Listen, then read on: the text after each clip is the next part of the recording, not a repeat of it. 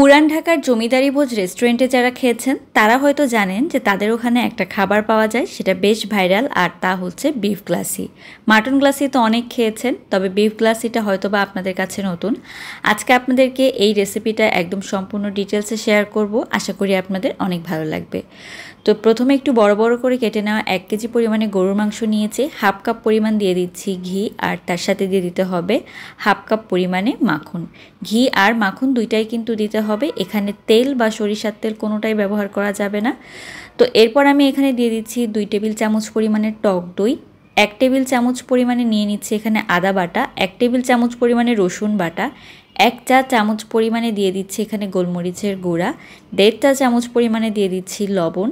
তো এখন সব কিছুকে খুব ভালোভাবে একটু হাতের সাহায্যে মেখে নিতে হবে, আর মেখে রাখার পরে এটাকে 10-15 মিনিটের জন্য একটুখানি রেস্টে রেখে দিতে হবে।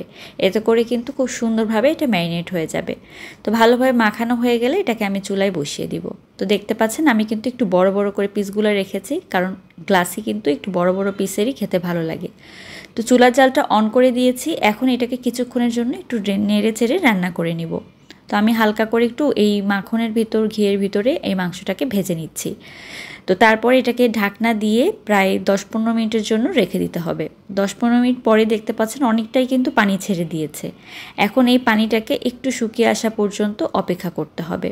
আর তারপর আমি এখানে কিছু মশলা দিব, সেটা হচ্ছে পোস্ত দানা আর কাঠবাদাম বাটা, 6-7টা কাঠবাদাম, আর তার সাথে দিয়েছি আমি এখানে 1.5 টেবিল চামচ পরিমাণে পোস্ত দানা, এগুলোকে একটু বেটে তারপর দিয়ে দিয়েছি।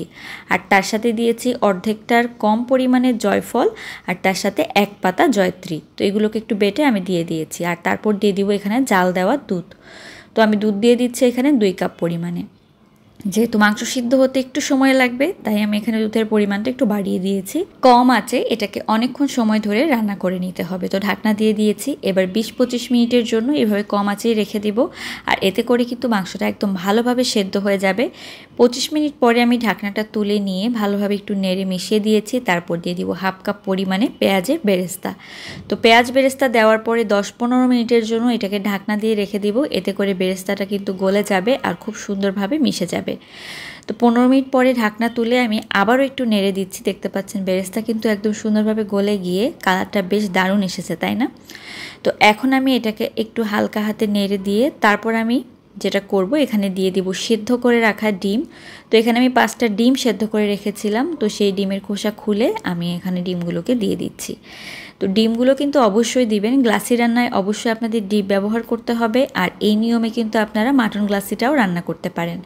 এই পর্যায়ে আমি একটুখানি কেওড়া জল দিয়ে দিচ্ছি সুন্দর একটা শাহি ফ্লেভারের জন্য।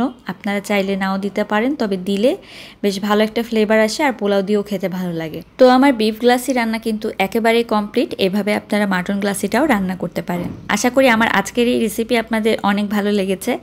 ভালো লাগলে অবশ্যই বাড়িতে এভাবে বানিয়ে দেখবেন, আর লাইক কমেন্ট করে কিন্তু জানাতে ভুলবেন না যে আপনাদের কেমন লাগলো।